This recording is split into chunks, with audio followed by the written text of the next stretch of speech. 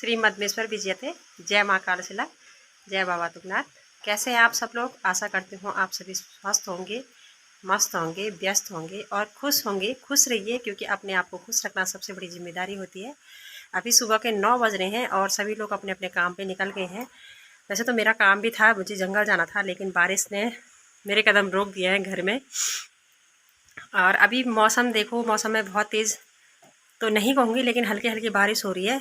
बारिश इतनी हो रही है कि बाहर जाने का मन भी नहीं है और घर में रहने का भी मन भी नहीं है। ना बाहर जाने लायक हो रहा है, ना घर में रहने लायक हो रहा है। बारिश हल्की हल्की हो रही है। बाहर सुबह से ही बहुत तेज़ तो नहीं कहूँगी, लेकिन हल्की हल्की भी है बारिश। और तब तक मुझे याद आया कि चलो बाहर का काम ना सही तो अंदर का ही काम निपटा दें। तो मैं लगातार ट्रैवल करती रहती हूँ, इधर उधर जाती रहती हूँ, क्योंकि मेरे पापा जी की, मैंने बताया होगा कि मेरे पापा जी की तबीयत ख़राब रहती है, तो उनके साथ उनकी देखभाल के लिए कोई नहीं है, तो मुझे ही जाना पड़ता है। और मैं ज़्यादा इधर उधर जाने से ना, ये डॉक्यूमेंट्स जो होते हैं, जो बहुत ज़रूरी डॉक्यूमेंट्स होते हैं, क्योंकि आधार कार्ड अब सारी जगह चाहिए होता है, तो वो डॉक्यूमेंट्स इधर उधर हो जाते हैं, उनका ध्यान नहीं रहता है कहाँ रह गए, कहाँ चले गए।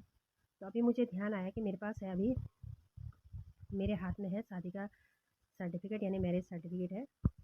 और ये मैरिज सर्टिफिकेट एक डॉक्यूमेंट्स है जो सबके लिए ज़रूरी है, सबको बनाना ज़रूरी है।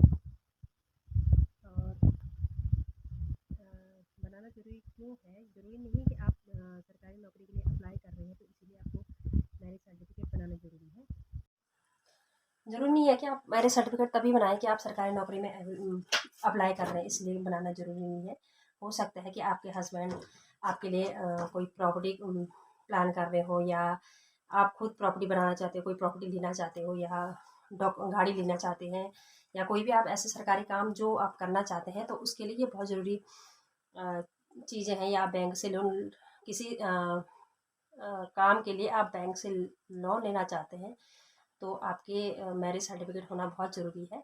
बहुत से लोगों में मैंने ये गलतफहमी देखी है कि मैरिज सर्टिफिकेट ज़रूरी नहीं है, क्योंकि हमारे आधार कार्ड में नाम चढ़ा हुआ है। लेकिन मैं भी इसी गलतफहमी में थी, और जबकि 2005 में शादी होने के बाद मैंने जनवरी 2022 में अप्लाई किया था मैरिज सर्टिफिकेट बनाने के लिए, और 3-4 दिन बाद ही आ गया था, डॉक्यूमेंट मेरे पास आ गया था। क्योंकि मैंने एक दिन बहुत पहले ऐसे बात की हुई थी कि मैरिज सर्टिफिकेट 2010 के बाद बहुत ज़रूरी है, क्योंकि इस पर लिखा भी होगा, इस पर कहीं लिखा, मेंशन तो नहीं कर रखा है इस पे शायद से, लेकिन इसमें लिखा हुआ है under Uttarakhand compulsory registration of marriage act 2010, ये लिखा हुआ है कि मैरिज एक्ट के तहत 2010 में 10 के बाद ज़रूरी है। अगर 2010 के बाद ये ज़रूरी है कि आपको मैरिज सर्टिफिकेट आपसे मांगा जाएगा, आपकी आइडेंटिफिकेशन के लिए, आपकी पहचान के लिए, आपसे एक डॉक्यूमेंट्स ज़रूर मांगा जाएगा, चाहे आप कोई भी काम कर रहे हो। और ये आपकी पहचान भी है, इसे आप ज़रूर बनाएं। इसे बनाने के लिए सबसे पहले आपको चाहिए आपका आधार कार्ड, उसके बाद आपको चाहिए, आपको हाई स्कूल की जो मार्कशीट होती है वो चाहिए, क्योंकि जो हाई स्कूल पास आउट की जो मार्कशीट होती है उसी में डेट ऑफ बर्थ सही ढंग से मेंशन की हुई होती है। क्योंकि हमारे टाइम पे, जब हमारा जन्म हुआ था, तो हमारे टाइम पे क्या बोलते हैं, बर्थ सर्टिफिकेट नहीं बनते थे। और जो हम स्कूल में चले गए, जो हमने टीचर को बता दी कि ये हमारी डेट ऑफ बर्थ ये है, वही डेट ऑफ बर्थ टीचर हमारे डॉक्यूमेंट्स में मेंशन कर लेता था। लेकिन अब क्या है कि अब सारे बच्चों के तो पहले ही क्या बोलते हैं, बर्थ सर्टिफिकेट बन जाते हैं। तो बर्थ सर्टिफिकेट और उसके बाद वो ज़रूरी नहीं है। लेकिन जिनके पास बर्थ सर्टिफिकेट नहीं है, जैसे हमारे पास भी बर्थ सर्टिफिकेट नहीं था, तो हमारे हाई स्कूल की मार्कशीट मांगी है उन लोगों ने, और आधार कार्ड मांगा है। उसके बाद आप ससुराल में कब से हैं, अगर आपकी नई शादी हुई है तो आपको आपकी मायके की भी, लड़की के मायके की भी, और लड़की के मायके और ससुराल दोनों जगह की परिवार रजिस्टर की नकल मांगेंगी, जो आपको प्रधान के पास मिल जाएगी। उसके बाद आपसे मांगी जाएगी, अगर आपकी शादी को बहुत टाइम हो गया है तो आपके जो परिवार रजिस्टर की नकल है, जो ससुराल पक्ष की, से मांगी जाएगी।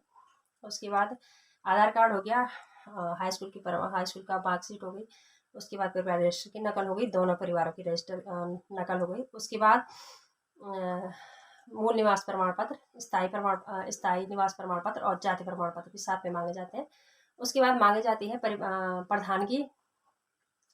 प्रधान की सर्टिफिकेट की, प्रधान की मोहर लगी हुई एक एप्लीकेशन टाइप की होती है, जिसमें प्रधान लिखता है कि प्रमाणित किया जाता है ऐसा कुछ कि इन दोनों की शादी हिंदू क्या होना कि जिस भी रीति रिवाज से आपकी शादी हुई होगी उससे शादी हो गई है और ये लोग अभी भी पति पत्नी के रूप में हमारे गांव में रहते हैं, ऐसा कुछ लिखा रहता है उसमें। वो प्रधान खुद लिख देगा, लेकिन प्रधान को आपको इन्फॉर्म करना ज़रूरी है कि हम शादी का सर्टिफिकेट बना रहे हैं, मैरिज सर्टिफिकेट बना रहे हैं, तो उसके लिए हमें एक एप्लीकेशन चाहिए और आप उसको मोहर लगा के वो प्रधान आपको दे देंगे। तो उसके बाद हमें अप्लाई करना होता है सेशन कोड में, जो भी हमारे क्या बोलते हैं तहसील में जाके उसको करना होगा। वो आगे की प्रोसेस आपको वहाँ पे समझाई की जाएगी क्या क्या प्रोसेस करनी है। और प्रधान के बाद तो बस यही डॉक्यूमेंट चाहिए होते हैं। उसके बाद आपसे 4-5 फ़ोटो ले ली जाएंगी। उसके बाद जब सारे डॉक्यूमेंट्स फाइनल हो जाएंगे, उसके बाद आपका जो वकील होगा वो देखेगा आपके डॉक्यूमेंट। उसके बाद डॉक्यूमेंट्स वकील को 2 प्रूफ क्या बोलते हैं प्रूफ और गारंटर चाहिए। प्रूफ और तो क्या बोलेंगे उसको, गारंटर चाहिए, जो इसी गांव के होने चाहिए जहाँ पे ससुराल, मतलब जहाँ पे हमारा ससुराल है होता है, जहाँ पे आपका ससुराल है वहाँ के 2 चाहिए, चाहे कोई लड़की हो, चाहे महिला हो, चाहे पुरुष हो, तो वो होने चाहिए।